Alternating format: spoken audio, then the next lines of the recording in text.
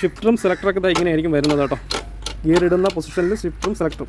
ഇത് നമ്മൾ മുകളിലോട്ട് ഫസ്റ്റിൻ്റെ പൊസിഷനാണ്, ഇത് റിവേഴ്സിൻ്റെ പൊസിഷനാണ്. സെൻറ്റർ വരുമ്പോൾ 3ഉം 4ഉം ആണ് കേട്ടോ. 3, 4. താഴോട്ട് വരുമ്പോൾ ഫസ്റ്റ്, സെക്കൻഡ്.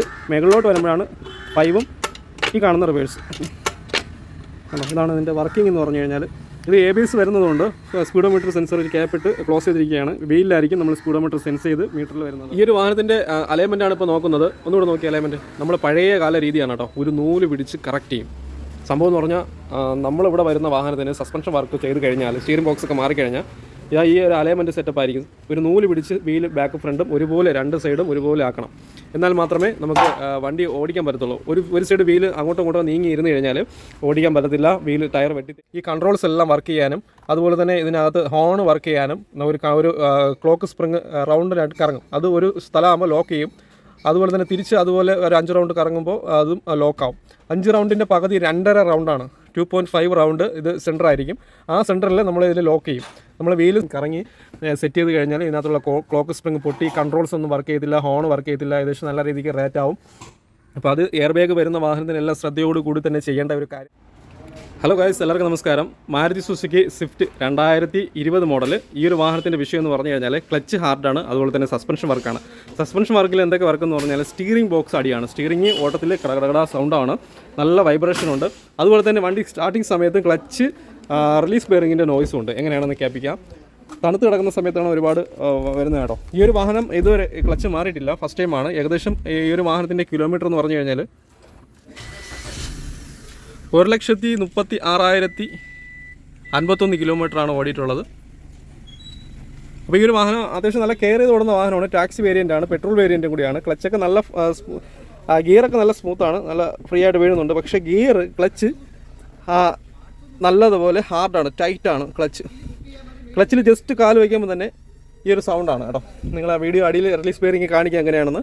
അതുപോലെ തന്നെ ബ്രേക്ക് കുറവാണ്, ബ്രേക്ക് പെടൽ താഴ്ന്നു പോകുന്ന ഒരു അവസ്ഥയുണ്ട്. ഹാൻഡ് ബ്രേക്ക് കുറവാണ്, ഹാൻഡ് ബ്രേക്ക് വലിച്ചു പിടിക്കണം. അപ്പോൾ പല്ലിൻ്റെ എണ്ണം കൂടുതലാണ്, അത് നമ്മൾ അഡ്ജസ്റ്റ് ചെയ്യും ബ്രേക്കൊക്കെ. അതിനോടൊപ്പം സർവീസ് വർക്കുണ്ട്. Oil filter, air filter, coolant, gear oil ഇത്രയും മാറണം. അപ്പോൾ നമുക്ക് ഇതിൻ്റെ ക്ലച്ചിൻ്റെ സൗണ്ട് എങ്ങനെയാണെന്ന് കേൾപ്പിക്കാം കേട്ടോ. അപ്പോൾ ഇതാണ് ഇതിൻ്റെ എഞ്ചിൻ എന്ന് പറഞ്ഞു കഴിഞ്ഞാൽ 4 സിലിണ്ടർ വാട്ടർ കൂൾഡ് ഇൻലൈൻ എഞ്ചിനാണ്. അപ്പോൾ ഇത് പെട്രോൾ വേരിയൻറ്റ് ആണ് വരുന്നത്. ഗിയർ ബോക്സ് ഫ്രണ്ട് ഡ്രൈവ്, സാധാരണഗതിയിൽ പെട്രോൾ വേരിയൻറ്റ് സ്വിഫ്റ്റിനൊക്കെ വരുമ്പോൾ ഫ്രണ്ട് ഡ്രൈവാണ്. അപ്പോൾ എഞ്ചിൻ ചരിഞ്ഞിരിക്കുന്നതുകൊണ്ട് ഗിയർ ബോക്സ് ഈ ഒരു ഫ്രണ്ട് ഡ്രൈവിൻ്റെ ആക്സിൽ പൊസിഷനായിരിക്കും ഇരിക്കുന്നത്. അപ്പോൾ നമുക്ക് ഇളക്കേണ്ടത് ഗിയറിൻ്റെ കേബിള്, അതുപോലെ തന്നെ clutch cable, engine mounting, gear box mounting, ചുറ്റു ബോൾട്ട്, ആക്സിൽ, ഗിയർ ഓയിൽ, ഇത്ര നമ്മൾ ഇളക്കിയാലേ ഗിയർ ബോക്സ് ഇളക്കിയെടുക്കാൻ കഴിയത്തുള്ളൂ. ഇതിൻ്റെ അടിസൈഡ് എന്ന് പറഞ്ഞാൽ ഇതാണ്. അപ്പോൾ ഇതിൻ്റെ അടിസൈഡിൽ ഇതിൻ്റെ സൗണ്ട് കേൾപ്പിക്കാം. ക്ലച്ച് ചെറുതായിട്ട് ചവിട്ട്, ക്ലച്ച് റിലീസ് ചെയ്തോ, ഫുള്ള് ഇതാകണ്ടോ, ഇതാണ് സൗണ്ട്. അപ്പോൾ റിലീസ് ബെയറിങ്ങിൻ്റെ സൗണ്ടാണ് കേൾക്കുന്നത്. റിലീസ് ബെയറിങ്ങിന് ലോഡ് കൂടുമ്പോൾ സൗണ്ട് വരുന്നില്ല, ഫ്രീ ആയിട്ട് ഇട്ടിരിക്കുന്ന സമയത്ത് സൗണ്ടായിരിക്കും. ക്ലച്ച് ചവിട്ടുമ്പോഴും വലുതായിട്ടുണ്ട്. റിലീസ് ചെയ്യുമ്പോൾ നോർമലാണ് കേട്ടോ. ക്ലച്ച് ചവിട്ടുമ്പോൾ ലോഡ് കൂടുമ്പോൾ സൗണ്ടാണ് കേൾക്കുന്നത്. അതുപോലെ തന്നെ സ്റ്റിയറിംഗ് ബോക്സ് നമുക്ക് ഫ്രണ്ട് ക്രോസ് ബാർ മൊത്തം ഇളകണം. സ്റ്റിയറിംഗ് ബോക്സ് നല്ല രീതിക്ക് സൗണ്ടാണ്. ഈ സ്റ്റിയറിംഗ് ബോക്സ് നമുക്ക് ചേഞ്ച് ചെയ്യണം. Steering box balanced bush, calibre shim ചെയ്യണം. സ്റ്റഡ് മൗണ്ട് കംപ്ലൈൻ്റ് ആണെങ്കിൽ അതും മാറണം. അപ്പോൾ oil filter, air filter, coolant. നമുക്ക് ഗിയർ ബോക്സ് ഇളക്കണമെങ്കിൽ മൗണ്ടിങ്, ഈ ഒരു ഗിയർ ബോക്സിൻ്റെ മൗണ്ടിങ്, അതുപോലെ തന്നെ ക്ലച്ച് കേബിള്, ചുറ്റു ബോൾട്ട്, ഗിയർ ഓയിൽ നമ്മൾ ചോർത്തണം. ഈ ഒരു ആക്സിലുണ്ടോ ലെഫ്റ്റും റൈറ്റ് നീളം കൂടുതലായിരിക്കും, ലെഫ്റ്റ് നീളം കുറവായിരിക്കും. സംഭവം അങ്ങനെ വരാൻ കാര്യം എന്ന് വെച്ചാൽ ലെഫ്റ്റ് സൈഡിലാണ് ഗിയർ ബോക്സ് വരുന്നത്, അതുകൊണ്ടാണ് നീളം കുറവ്. നമ്മൾ ജസ്റ്റ് ഒന്ന് ഇതിൽ കൈവയ്ക്കുമ്പോൾ തന്നെ, ഈ ഫോർക്ക് ലിവറിൽ കൈവയ്ക്കുമ്പോൾ തന്നെ സൗണ്ടാണ് കേട്ടോ. ഇതുണ്ടോ, ഈ ഒരു ക്ലച്ച് ഹാർഡും റിലീസ് ബെയറിങ്ങും നമ്മൾ ഒരുമിച്ച് ചേഞ്ച് ചെയ്ത് പോകും. ക്ലച്ചും അതുപോലെ തന്നെ ഗിയർ ഓയിലും, ഈ ക്ലച്ചിൻ്റെ കാര്യങ്ങളെല്ലാം ഒരുമിച്ച് ചേഞ്ച് ചെയ്യണം. ഇതിങ്ങനെ വെച്ച് ഓടിക്കഴിഞ്ഞാൽ റിലീസ് ബെയറിങ് സ്റ്റക്കായി ഗിയർ വീഴാത്തൊരു അവസ്ഥ ഉണ്ടാവും. പിന്നെ വാഹനം കെട്ടിവലിച്ച് കൊണ്ടുവരേണ്ട അവസ്ഥ ഉണ്ടാവും. അപ്പോൾ ചെറിയൊരു സൗണ്ട് വന്നപ്പോഴേ കസ്റ്റമർ കൊണ്ടുവന്നു. ഞാൻ കംപ്ലയിൻറ്റ് കണ്ടുപിടിച്ചപ്പോൾ ഈ ഒരു റിലീസ് ബെയറിങ്ങിൻ്റെ സൗണ്ടാണ്. അത് നമ്മൾ ഇപ്പോൾ തന്നെ ചേഞ്ച് ചെയ്ത് വിടുന്നതായിരിക്കും. റാമ്പിലിട്ടാണ് നമ്മൾ വർക്ക് സ്റ്റാർട്ട് ചെയ്തത്. 4 വീലും നമ്മൾ ഈ ഒരു വണ്ടിയുടെ A to Z എല്ലാം ചെക്ക് ചെയ്യണമെന്ന് പറഞ്ഞിട്ടുണ്ട്. കംപ്ലയിൻ്റ് ഉള്ളത് മാത്രം നമുക്ക് ചെക്ക് ചെയ്ത് കറക്റ്റ് ചെയ്ത് സെറ്റ് ചെയ്യാം. ഓക്കെ, നമുക്ക് ഗിയർ ബോക്സ് ഇളക്കിയിട്ട് കാണാം. അങ്ങനെ നമ്മൾ ചെയ്ത കാര്യം എന്ന് പറഞ്ഞു കഴിഞ്ഞാൽ ക്രോസ് ബാർ ഇളക്കി എടുത്തിട്ടുണ്ട്. ക്രോസിലാണ് സ്റ്റിയറിംഗ് ബോക്സും ബാലൻസ്ഡ് ബുഷും ലോവർ ആമും ലിങ്ക് റോഡും കാര്യങ്ങളെല്ലാം വരുന്നത് കേട്ടോ. Mounting, gear box mounting back ഈ ക്രോസ് ബാറിൽ ടോപ്പിലായിട്ട് വരും. അപ്പോൾ ഇത് നമ്മൾ ക്രോസ് ബാർ ഇളക്കിയെടുത്തു. നമുക്ക് ചേഞ്ച് ചെയ്യേണ്ടത് ഈ ഒരു സ്റ്റിയറിംഗ് ബോക്സ് ആണ് കേട്ടോ. സ്റ്റിയറിംഗ് ബോക്സ് എന്ന് പറഞ്ഞു കഴിഞ്ഞാൽ ഇതാണ് റാക്ക് അസംബ്ലി എന്ന് പറയും, സ്റ്റിയറിംഗ് ബോക്സ് എന്നും പറയും. അപ്പോൾ ഇതിനകത്തുള്ള റാക്ക് തേയ്മാനം വന്നിട്ടാണ് സ്റ്റിയറിംഗ് സസ്പെൻഷൻ നോയ്സ് ഉണ്ടാവണം, സ്റ്റിയറിംഗ് സൗണ്ട് ഉണ്ടാവണം. സ്റ്റിയറിംഗിൽ നമ്മളെ സ്റ്റിയറിംഗ് വീലിൽ നമുക്ക് നല്ലതുപോലെ സൗണ്ട് നമുക്ക് കിട്ടും. അപ്പോൾ നമ്മൾ മാറേണ്ടത് ഈ ഒരു സ്റ്റിയറിംഗ് ബോക്സാണ്. നമുക്ക് മാറേണ്ടത് ഈ ഒരു സ്റ്റിയറിംഗ് ബോക്സാണ് മെയിനായിട്ടുള്ള വിഷയം. ലോവർ ആം വേറെ വലിയ വിഷയമില്ല. അതുപോലെ തന്നെ ബാലൻസ്ഡ് ബുഷ് മാറുന്നുണ്ട്. ലിങ്കറാണ് ഇടയ്ക്ക് മാറിയതാണെന്ന് പറഞ്ഞ കസ്റ്റമർ. പിന്നെ സ്റ്റഡ് മൗണ്ടിങ് നമുക്ക് ചേഞ്ച് ചെയ്യണം കേട്ടോ. ഇതായി കാണുന്ന മൗണ്ടിങ്, ഇതിൻ്റെ മേളിലായിട്ട് വരുന്ന മൗണ്ടിങ് നമുക്ക് ചേഞ്ച് ചെയ്ത് കറക്റ്റ് ചെയ്യണം. പിന്നെ ബ്രാക്ക് പേഡ് ഏകദേശം തീരാറായിട്ടുണ്ട്, അത് നമുക്ക് കസ്റ്റമറിനോട് ചോദിച്ച് മാറേണ്ടി വരും. അപ്പോൾ നമുക്ക് ചേഞ്ച് ചെയ്യേണ്ടത് ഈ ഒരു സ്റ്റിയറിംഗ് ബോക്സാണ് ഫസ്റ്റ്, ബാലൻസ്ഡ് ബുഷും. അപ്പോൾ സ്റ്റിയറിംഗ് ബോക്സിൽ ഇതിൽ റാക്കിലാണ് തേയ്മാനം വന്നിട്ട് ഇതിൽ റാക്കിൽ നല്ലതുപോലെ സൗണ്ട് ഉണ്ടാവും. എന്ന് വെച്ചാൽ തിരിക്കുന്ന സമയത്തും കട്ടറിൽ കയറുമ്പോഴും റാക്കും പിനിയനായിട്ടുള്ള സൗണ്ട് ടിക്കിന് സൗണ്ട് ഉണ്ടാവും. അതുപോലെ തന്നെ റാക്ക് ബുഷ് സൗണ്ട് ഉണ്ടാവും. അതുപോലെ തന്നെ സ്റ്റിയറിംഗ് ബോൾ ജോയിൻറ്റും റാക്ക് എൻഡും അതുപോലെ തന്നെ ടയറോഡ് എൻഡും പോയി ലൂസായി കിടന്ന് അടിച്ചുകൊണ്ടിരിക്കുകയാണ്. നമുക്കിതിൽ സെറ്റായിട്ട് മാറുന്നതായിരിക്കും ഏറ്റവും കൂടുതൽ നല്ലത്. എന്ന് വെച്ചാൽ പവർ സ്റ്റിയറിംഗ് മോട്ടർ ടോപ്പിലായിട്ട് രണ്ടാമതാണ് വരുന്നത്. ഇത് നമുക്ക് റാക്ക് മാനുവൽ സ്റ്റിയറിംഗ് ബോക്സാണിത്. പവർ സ്റ്റിയറിംഗ് മേഖലയായിട്ട് സെപ്പറേറ്റ് ആയിട്ട് വരും. അപ്പോൾ ഇത് സെറ്റായിട്ട് മാറുന്നതായിരിക്കും എൻ്റെ അഭിപ്രായം എന്ന് പറഞ്ഞാൽ. ഇത് പണിഞ്ഞിട്ട് കഴിഞ്ഞാൽ ഏകദേശം ഞാൻ പറഞ്ഞുതരാം കാര്യങ്ങൾ. പണിഞ്ഞിടുമ്പോൾ ടയറോഡ് എൻഡ് മാറണം. അതുപോലെ തന്നെ steering ball joint, steering boat, അതുപോലെ തന്നെ റാക്ക് കംപ്ലൈൻ്റ് ആണെങ്കിൽ റാക്ക് മാറി പിനിയനും മാറണം. പിന്നെ പ്ലഞ്ചർ മാറണം, റാക്ക് ബുഷ് മാറണം. അതുപോലെ തന്നെ ഇപ്പുറത്തെ സൈഡും ഏകദേശം ഒരു 5000 രൂപയ്ക്ക് മുകളിൽ എന്തായാലും ആവും. നമുക്ക് റാക്ക് മാറാതെ തന്നെ ലേബർ അടക്കം ഒരു 6 ചില്ലറയൊക്കെ വരും. അതിനേക്കാളും നല്ലത് നമുക്ക് സെറ്റായിട്ട് മാറുന്നതായിരിക്കും നല്ലത്. ഏകദേശം ഒരു 7000-നകത്തൊക്കെ വില വരുന്നുള്ളൂ. ഒരു 2000 രൂപ ഡിഫറൻസേ വരുന്നുള്ളൂ. ഒരുപാട് നാൾ വീണ്ടും 1.5 ലക്ഷം കിലോമീറ്ററിനകത്ത് ലാസ്റ്റ് ചെയ്യും, രണ്ടാമതും കിടക്കും എന്നുള്ളതാണ് എൻ്റെ അഭിപ്രായം. നമുക്ക് പണിഞ്ഞിട്ട് കഴിഞ്ഞാൽ നമുക്ക് അത്രയും ലൈഫ് കിട്ടത്തില്ല. ഓരോ പാർട്സായിട്ട് മാറിക്കഴിഞ്ഞാൽ ഏകദേശം ഒരു 30,000-50,000 കിലോമീറ്ററിനകത്ത് വീണ്ടും കംപ്ലയിൻറ്റ് വന്നു കഴിഞ്ഞാൽ വീണ്ടും നമുക്ക് ഇളക്കി പുതിയത് മാറിക്കഴിഞ്ഞാൽ അത് നഷ്ടമല്ലേ, കസ്റ്റമറിനാണ് നഷ്ടം. അപ്പോൾ 2000 നമ്മൾ ലാഭം നോക്കിക്കഴിഞ്ഞാൽ വീണ്ടും 5000-ഉം 7,000-ഉം പിന്നെ ലേബറും, ഇത്രയും നമുക്ക് നഷ്ടമാണ് രണ്ടാമത് നമ്മൾ ചെയ്യേണ്ട കാര്യം എന്ന് പറഞ്ഞു കഴിഞ്ഞാൽ. അപ്പോൾ ഇതിൽ വരുന്നതെന്ന് വെച്ചാൽ സെറ്റായിട്ട് മാറിക്കഴിഞ്ഞാൽ വീണ്ടും ഒരുപാട് കിലോമീറ്റർ ലൈഫ് കിട്ടും. അങ്ങനെ നമ്മൾ ജനുവിനിൽ വരുന്ന റാണെ എന്ന് പറഞ്ഞ കമ്പനിയാണ് നമ്മളിപ്പോൾ എടുത്തിട്ടുള്ളത്. ഇത് അത്യാവശ്യം നല്ല ക്വാളിറ്റിയുള്ള പ്രോഡക്റ്റാണ് ഈ ഒരു സ്റ്റിയറിംഗ് ബോക്സ് എന്ന് പറഞ്ഞാൽ. കമ്പനിയിൽ വരുന്നതെന്ന് വെച്ചാൽ റാണെ വരുന്നുണ്ട്, അതുപോലെ തന്നെ സോന വരുന്നുണ്ട്, ഓട്ടോകോയ് വരുന്നുണ്ട്, ടാൽബ്രോസ് വരുന്നുണ്ട്. ഇത്രയും കമ്പനിയാണ് മാരുതിയുടെ സുസുക്കിയിൽ കയറി വരുന്നത്. പാക്കറ്റ് മാറി വരുമ്പോൾ റേറ്റിൽ വ്യത്യാസം വരും, റേറ്റ് കൂടും. ഇതെന്ന് പറഞ്ഞു കഴിഞ്ഞാൽ സെറ്റായിട്ട് വരും കേട്ടോ. ടയറോഡിൻ്റെ വരുന്നുണ്ട്, steering ball joint, steering boat, അതുപോലെ തന്നെ റാക്ക് പിനിയൻ, റാക്ക് ബുഷ് സെറ്റായിട്ട് നമുക്ക് സെറ്റ് ചെയ്ത് കഴിഞ്ഞാൽ വീണ്ടും 1.5 ലക്ഷം കിലോമീറ്റർ സുഖമായിട്ട് ഓടാം എന്നുള്ളതാണ് ഇതിൻ്റെ ഉപയോഗം എന്ന് പറഞ്ഞു കഴിഞ്ഞാൽ. സെറ്റായിട്ട് മാറുമ്പോൾ റാണെ കമ്പനിയാണ് ഏകദേശം ജനുവിനിലൊക്കെ വരുന്നത്. റാണെ, ഓട്ടോകോയ്, സോന, ടാൽബ്രോസ് ഇത്രയും കമ്പനിയാണ് കേട്ടോ. എൻ്റെ അറിവിൽ മാരുതി സുസുക്കിയിൽ വരുന്നത് ഇത്രയാണ്. ഇതിൻ്റെ വിലയെന്ന് പറഞ്ഞു കഴിഞ്ഞാൽ ഏകദേശം സ്വിഫ്റ്റ് ഡിസയർ 17-18 മോഡലിനുള്ളതാണ്. ടൈപ്പ് 3 ആണ്. ഏകദേശം 7056 രൂപയാണ് ഇതിൻ്റെ വിലയെന്ന് പറഞ്ഞു കഴിഞ്ഞാൽ. അത്യാവശ്യം നല്ല ക്വാളിറ്റി ഉള്ള പ്രോഡക്റ്റാണ് ഈ ഒരു റാണ എന്ന് പറഞ്ഞ സ്റ്റിയറിംഗ് ബോക്സ്. നമ്മൾ പറഞ്ഞു കൊടുക്കും കസ്റ്റമറിന് പറഞ്ഞ് മനസ്സിലാക്കി കൊടുക്കും. കമ്പനിക്കായിട്ട് സ്റ്റിയറിംഗ് ബോക്സ് ഇല്ല, അത് പുറത്തുനിന്ന് മേടിച്ച് പാക്കറ്റ് മാറ്റി കയറ്റുമ്പോൾ റേറ്റ് കൂടും. അപ്പോൾ ഇത് വാങ്ങിയിട്ട് കഴിഞ്ഞാൽ റേറ്റ് നമുക്ക് അഡ്ജസ്റ്റ് ചെയ്ത് കൊടുക്കാൻ പറ്റും, വില കുറച്ച് കിട്ടുകയും ചെയ്യും. ഒറിജിനൽ പാർട്സുമാണ് കേട്ടോ. അപ്പോൾ നമുക്ക് ഇതിൽ സ്റ്റിയറിംഗ് ബോക്സ് ഇളക്കി ഇതിലോട്ട് സെറ്റ് ചെയ്യണം എന്നുള്ളതാണ് ഈ ഒരു ക്രോസ് ബാറിൽ സ്വിഫ്റ്റ് ടൈപ്പ് 3 നമുക്ക് ചെയ്യേണ്ട കാര്യം എന്ന് പറഞ്ഞു കഴിഞ്ഞാൽ. പെട്രോൾ വേരിയൻറ്റിൽ പുതിയതും പഴയതുമായിട്ടുള്ള കമ്പനിയുടെ വ്യത്യാസം ഞാൻ കാണിച്ചു തരാം. കമ്പനി വ്യത്യാസം എന്ന് വെച്ചാൽ കമ്പനി ഒരേ സെയിം ആണെന്നുള്ള കാണിച്ചു തരാം. ഇത് ജനുവനിൽ വരുന്നതാണ്. ജനുവനിൽ വരുന്നത് കമ്പനി ഇറങ്ങിയ എന്ന് വെച്ചാൽ 2020 കമ്പനി ഇറങ്ങിയ വണ്ടിയുടെ ജനുവനിൽ വരുന്ന സ്റ്റിയറിംഗ് ബോക്സാണ്. നമ്മളിപ്പോൾ എടുത്തിട്ടുള്ള റാണെ കമ്പനിയാണ്. ഈ ഒരു ടയറോഡൻറ്റും ഈ പഴയതും പുതിയതായിട്ടുള്ള കമ്പനി നെയിം കണ്ടോ, ഒരേ പേരാണ് കേട്ടോ പറഞ്ഞത്. റാണെ, ഇതായി കാണുന്ന റാണെ, രണ്ടും റാണയാണ് കേട്ടോ. രണ്ടും സെയിം കമ്പനിയിലുള്ള സ്റ്റിയറിംഗ് ബോക്സാണ്. ഇത് കണ്ടോ. അപ്പോൾ ഇതിൽ വ്യത്യാസം റേറ്റിലാണ് വ്യത്യാസം. കമ്പനിയുടെ പാക്കറ്റ് വരുമ്പോൾ റേറ്റ് മാറും, റേറ്റ് കൂടും. റാണയുടെ പാക്കറ്റ് എടുക്കുമ്പോൾ ഒരു 500 രൂപ 1000 രൂപയുടെ വ്യത്യാസമൊക്കെ ഉണ്ടാവും കേട്ടോ. ഇതാണ് കാര്യം എന്ന് പറഞ്ഞു കഴിഞ്ഞാൽ. അത് ടൈപ്പ് 2 ആയാലും ടൈപ്പ് 1 ആയാലും ടൈപ്പ് 3 ആയാലും ഇതാണ് വ്യത്യാസം എന്ന് പറഞ്ഞു കഴിഞ്ഞാൽ. സസ്പെൻഷൻ വർക്കിൽ ആദ്യ വർക്ക് എന്ത് ചെയ്താലും നമ്മൾ ആദ്യം ചെക്ക് ചെയ്യേണ്ടത് ഈ ഒരു ബാലൻസ് റോഡ് എന്ന് വെച്ചാൽ സ്റ്റെബിലൈസർ ബാറിൻ്റെ ബുഷാണ് കേട്ടോ. ഇതായി കാണുന്ന പഴയത് വന്നു കഴിഞ്ഞാൽ ഇതിൻ്റെ ബുഷ് തേയ്മാനം വന്ന് ഈ ഒരു ബാർ ലൂസാകുമ്പോൾ കിടന്ന് ഷേക്ക് ഉണ്ടായി സൗണ്ട് ഉണ്ടാവും. സ്റ്റെബിലിറ്റി കുറവായിരിക്കും, സ്റ്റെബിലിറ്റി കറക്റ്റ് കിട്ടത്തില്ല. അങ്ങനെ 2 ബുഷ് നമ്മളെടുത്ത് ചേഞ്ച് ചെയ്തുകൊണ്ടിരിക്കുകയാണ്. 2 ബുഷ് നമുക്ക് ചേഞ്ച് ചെയ്യണം എന്നുള്ളതാണ്. ഇപ്പോൾ ബാലൻസ് റോഡ് ബുഷായി സ്റ്റിയറിംഗ് ബോക്സ് സെറ്റ് ചെയ്യാൻ വേണ്ടി പോകുന്നു. ലോവർ ആകുമ്പോൾ ലിങ്കർ ആവും, വലിയ കംപ്ലയിൻ്റ് ഇല്ല. അത് അടുത്ത പ്രാവശ്യം ചേഞ്ച് ചെയ്യാമെന്ന് പറഞ്ഞിട്ടുണ്ട് കസ്റ്റമർ. നമ്മൾ കംപ്ലയിൻ്റ് ഉള്ള ഭാഗം മാത്രമേ നമ്മൾ ഇവിടുത്തെ വർക്ക്ഷോപ്പിൽ ചെക്ക് ചെയ്ത് മാറത്തുള്ളൂ കേട്ടോ. കംപ്ലയിൻ്റ് ഇല്ലെങ്കിൽ കസ്റ്റമറിനെ പറഞ്ഞ് ബോധ്യപ്പെടുത്തും. അങ്ങനെ നമ്മൾ ഇത്രയും പാർട്സുകൾ നമ്മൾ ഇളക്കി എടുത്തിട്ടുണ്ട്. മെയിനായിട്ടും ഇതിൻ്റെ ക്ലച്ചാണ്. ക്ലച്ച് ഡിസ്ക് തീർന്ന് മട്ടമായി കണ്ടോ. ഈ ഒരു റിവേറ്റ് പിടിക്കുന്ന ഒരു അവസ്ഥയായി. 1,30,000 കിലോമീറ്റർ അടുപ്പിച്ച് ഓടുമ്പോൾ 1 ലക്ഷം കണക്ക് കേട്ടോ.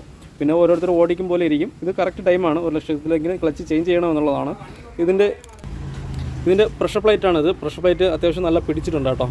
നല്ല പിടിച്ച് പോയൊരവസ്ഥയാണ്. ക്ലച്ച് ഹാർഡ് വരാൻ കാര്യം എന്ന് പറഞ്ഞു കഴിഞ്ഞാൽ ഈ കാണുന്ന ഫിംഗറുകളാണ്. ഫിംഗർ നല്ല ടൈറ്റാണ്.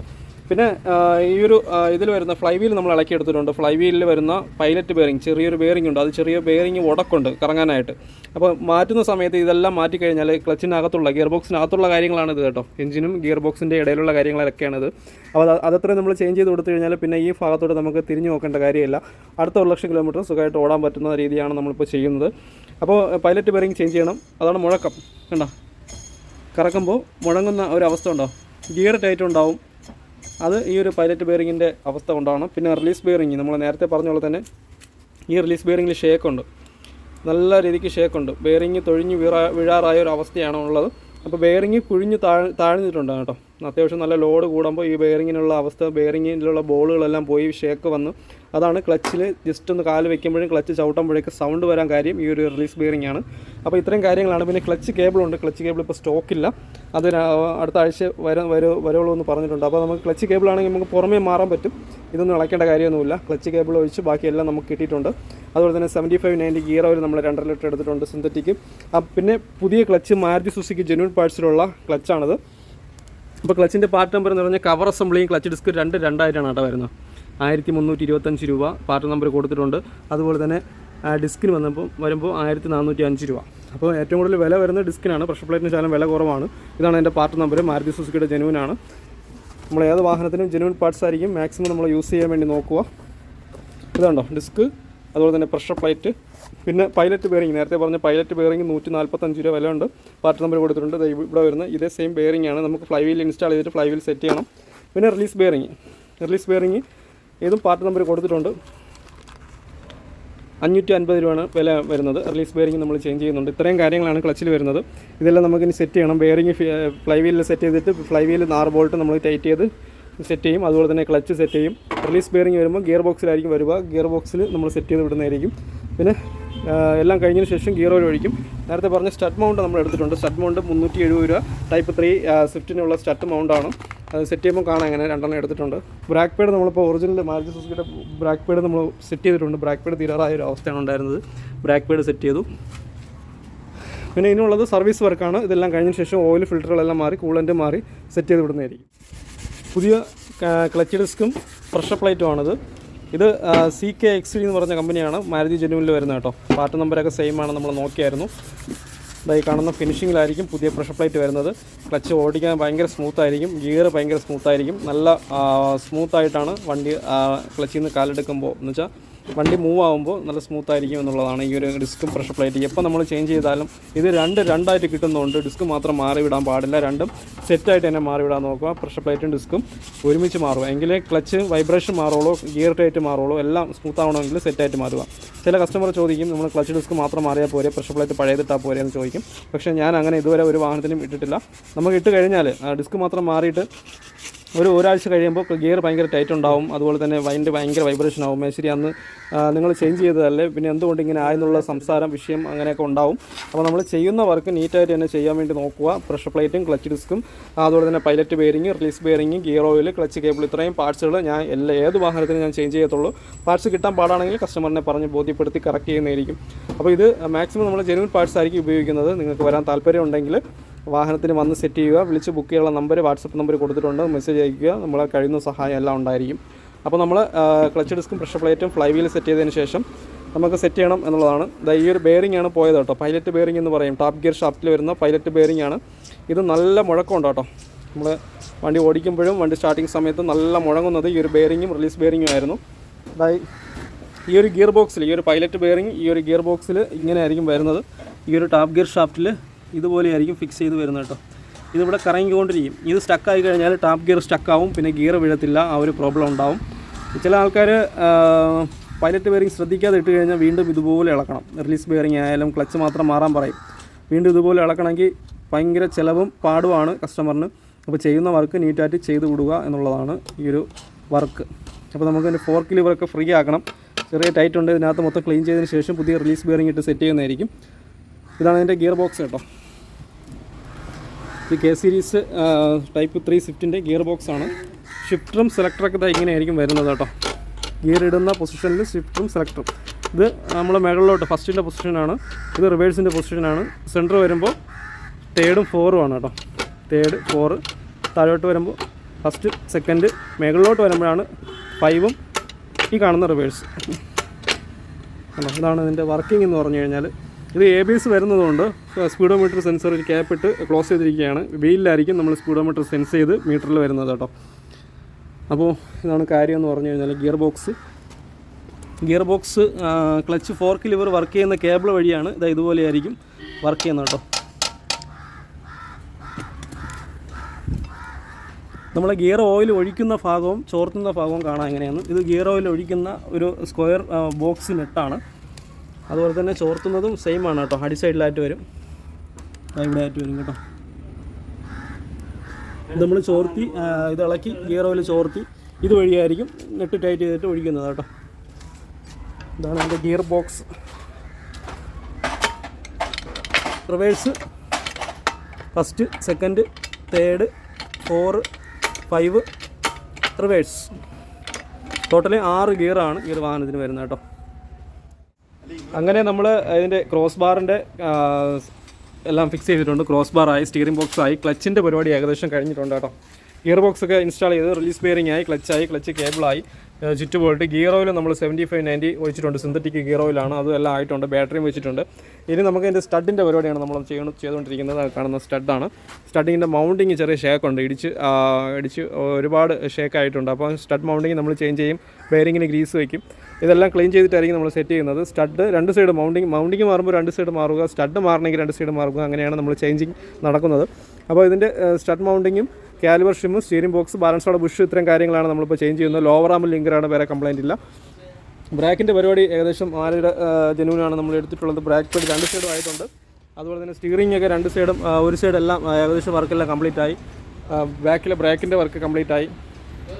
ഇനി സർവീസ് വർക്ക് മാത്രമേ ഉള്ളൂ. സർവീസ് വർക്ക് ഇതിലിനി ചെയ്യേണ്ടത് നമുക്ക് എഞ്ചിൻ ഓയിൽ ചേഞ്ച് ചെയ്യണം. 3.5 ലിറ്റർ സിന്തറ്റിക് ഓയിലാണ് 5W30. അതുപോലെ തന്നെ എയർ ഫിൽറ്റർ ചേഞ്ച് ചെയ്തിട്ടുണ്ട്, ഓയിൽ ഫിൽറ്റർ, ഗിയർ ഓയിൽ നമ്മളിപ്പോൾ ചേഞ്ച് ചെയ്തു. കൂളൻ്റ് ഒരു 2 ലിറ്ററോളം നമ്മൾ ചേഞ്ച് ചെയ്യണം. ഡീസൽ വണ്ടിക്ക് 3 ലിറ്ററും പെട്രോൾ വണ്ടിക്ക് 2 ലിറ്ററും, ബാക്കി ഡിസ്റ്റിൽ വാട്ടറോ മിനറൽ വാട്ടറോ നമുക്ക് ഉപയോഗിക്കാം.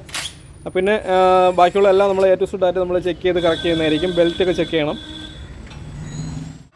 അങ്ങനെ സ്റ്റഡ് മൗണ്ടിൽ നമ്മൾ കോയിൽ സ്പ്രിങ് കംപ്രസ് ചെയ്തതിന് ശേഷം ആണ് നമ്മൾ ഈ ഒരു നെറ്റ് ഇളക്കുന്നത്. നെറ്റ് അല്ലാതെ ഇളക്കി കഴിഞ്ഞാൽ സ്പ്രിങ് ലോഡ് കൂടി തെറിക്കും, അത് അപകട സാധ്യതയാണ്. അപ്പോൾ അതാരും അങ്ങനെ അനുകരിക്കരുത്. അപ്പോൾ ഇത് സ്റ്റഡ് മൗണ്ട് മാറണമെങ്കിൽ ഇങ്ങനെയാണ് ചെയ്യേണ്ടത്. സ്റ്റഡ് പുള്ളറുണ്ട്, സ്റ്റഡ് വെച്ച് കംപ്രസ് ചെയ്തതിന് ശേഷം മാത്രമേ മാറാവൂ. ഇതാ ഈ കാണുന്നത് പഴയതാണ്. പുതിയതും പഴയതുമായിട്ടുള്ള വ്യത്യാസം, പുതിയത് കുറച്ചുകൂടി ഹൈറ്റ് കൂടുതലായിരിക്കും, നല്ല ടൈറ്റായിരിക്കും. ഈ പഴയത് ഇടിച്ചിടിച്ചാണ് ഈ ഒരു ഹൈറ്റ് കുറഞ്ഞു പോയത്. അപ്പോൾ ജെർക്കിങ്ങും കാര്യങ്ങളും വൈബ്രേഷനും എല്ലാം ഉണ്ടായിരിക്കും. അപ്പോൾ ഇതെല്ലാം മാറ്റാനാണ് നമ്മൾ പുതിയ സ്റ്റഡ് മൗണ്ട് 2 സൈഡിലും നമ്മൾ സെറ്റ് ചെയ്ത് വിടുന്നത് കേട്ടോ. അപ്പോൾ സ്റ്റഡ് മൗണ്ട് എല്ലാം ക്ലീൻ ചെയ്ത് എല്ലാം സെറ്റ് ചെയ്ത് കറക്റ്റ് ചെയ്യും. ബാക്കിയുള്ള ഏകദേശം വർക്കെല്ലാം കഴിഞ്ഞിട്ടുണ്ട് കേട്ടോ. ഈ ഒരു വാഹനത്തിൻ്റെ അലൈൻമെൻറ്റാണ് ഇപ്പോൾ നോക്കുന്നത്. ഒന്നുകൂടെ നോക്കി അലൈൻമെൻറ്റ്. നമ്മൾ പഴയ കാല രീതിയാണ് കേട്ടോ. ഒരു നൂല് പിടിച്ച് കറക്റ്റ് ചെയ്യും. സംഭവം എന്ന് പറഞ്ഞാൽ നമ്മളിവിടെ വരുന്ന വാഹനത്തിന് സസ്പെൻഷൻ വർക്ക് ചെയ്ത് കഴിഞ്ഞാൽ, സ്റ്റിയറിംഗ് ബോക്സൊക്കെ മാറിക്കഴിഞ്ഞാൽ ഈ ഒരു അലൈൻമെൻറ്റ് സെറ്റപ്പ് ആയിരിക്കും. ഒരു നൂല് പിടിച്ച് വീല് ബാക്ക് ഫ്രണ്ടും ഒരുപോലെ 2 സൈഡും ഒരുപോലെ ആക്കണം. എന്നാൽ മാത്രമേ നമുക്ക് വണ്ടി ഓടിക്കാൻ പറ്റത്തുള്ളൂ. ഒരു സൈഡ് വീല് അങ്ങോട്ടും ഇങ്ങോട്ടും നീങ്ങി ഇരുന്ന് കഴിഞ്ഞാൽ ഓടിക്കാൻ പറ്റത്തില്ല, വീല് ടയർ വെട്ടിത്തേയും. അപ്പോൾ ആ ഒരു രീതിയിൽ അലൈൻമെൻറ്റ് നമ്മൾ പഴയ കാല അലൈൻമെൻറ്റ് നൂല് പിടിച്ചതിന് ശേഷം നമ്മൾ 1 കിലോമീറ്റർ ഓടി എല്ലാം നമ്മൾ ചെക്ക് ചെയ്യണം. നമ്മൾ എല്ലാ സസ്പെൻഷനെല്ലാം നമ്മൾ സൗണ്ടൊക്കെ നോക്കാനായിട്ട് ചെക്ക് ചെയ്യണം. അതിനാണ് ഈ നൂല് പിടിച്ച് സെറ്റ് ചെയ്യുന്നതും.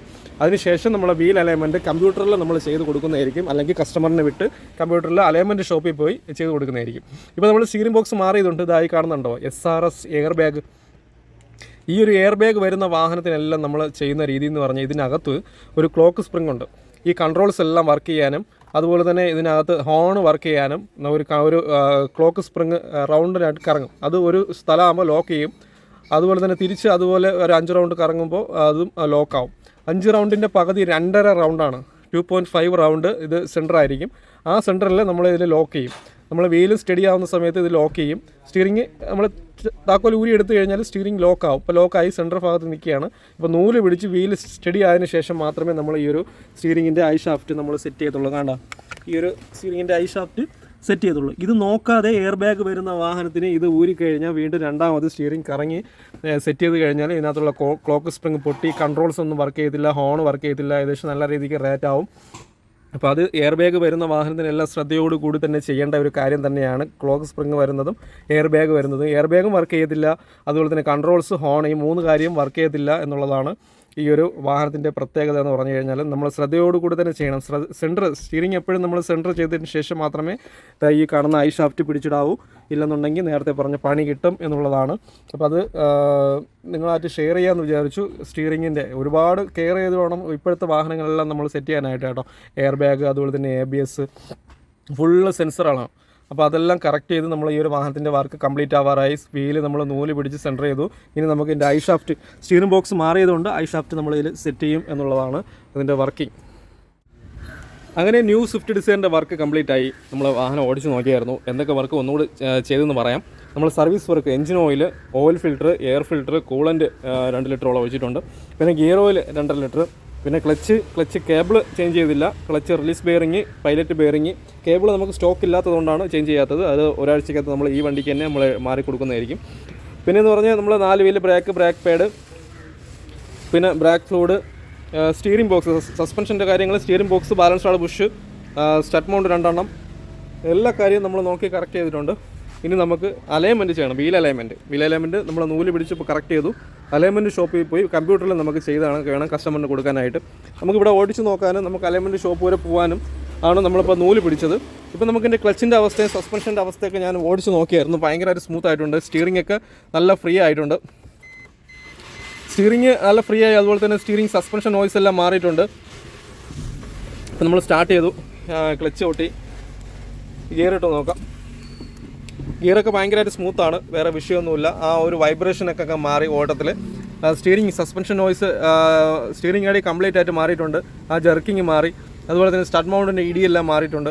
അപ്പോൾ ഇനി അലൈൻമെൻറ്റ് നോക്കി വാഹനം ഓടിച്ച് വിടണം എന്നുള്ളതാണ്. കസ്റ്റമറിൻ്റെ പറയേണ്ട കാര്യം എന്ന് പറഞ്ഞു കഴിഞ്ഞാൽ വാഹനം ഓടിക്കുന്ന സമയത്ത് ക്ലച്ച് ചവിട്ടി ഗിയർ ഇടാൻ മാത്രം നമ്മൾ ക്ലച്ച് ഉപയോഗിക്കുക. അല്ലാത്ത സമയത്ത് ക്ലച്ചിൽ കാല് വയ്ക്കാൻ പാടില്ല. വെച്ച് കഴിഞ്ഞാൽ റിലീസ് ബെയറിംഗ് തേഞ്ഞ് ക്ലച്ചിൽ റൈസ് ആയിക്കൊണ്ടിരിക്കും ക്ലച്ച്. അപ്പോൾ ആ ഒരു കാര്യം പറയേണ്ടതാണ്. അപ്പോൾ ഈ വണ്ടിയുടെ വർക്ക് കംപ്ലീറ്റ് ആയി. ഇനി കസ്റ്റമറിന് കൊടുക്കുന്നതായിരിക്കും. അപ്പോൾ ഇതുപോലെ നിങ്ങൾക്ക് വർക്ക് ചെയ്യാൻ താല്പര്യമുണ്ടെങ്കിൽ നമ്മളെ കോൺടാക്ട് ചെയ്യുക. വാട്സപ്പ് നമ്പർ കൊടുത്തിട്ടുണ്ട്. മാക്സിമം നമ്മൾ ഡിസ്കൗണ്ട് ചെയ്ത് മാക്സിമം നമ്മൾ ജെന്യൂൻ പാർട്സ് ഇട്ട് തന്നെ നമ്മൾ നിങ്ങളെ തൃപ്തിപ്പെടുത്തി വിടുന്നതായിരിക്കും. അപ്പോൾ വിളിച്ചേക്കുന്ന നമ്പർ ഇട്ടിട്ടുണ്ട്. 2 ദിവസം മുന്നേ നിങ്ങൾ വരുന്നുണ്ടെങ്കിൽ 2 ദിവസം മുന്നേ വിളിച്ച് കോൺടാക്ട് ചെയ്ത് എല്ലാം അറിയിച്ച് ബുക്ക് ചെയ്ത് വരിക. മാക്സിമം നമ്മൾ പെട്ടെന്ന് തീർത്ത് എല്ലാ കാര്യങ്ങളും റെഡിയാക്കി കൊടുക്കുന്നതായിരിക്കും. അപ്പം വീഡിയോ എല്ലാവർക്കും ഒന്ന് ഷെയർ ചെയ്യുക. നമ്മുടെ ചാനൽ മറന്നുപോലെ തന്നെ സബ്സ്ക്രൈബ് ചെയ്യുക. Okay, bye, see U.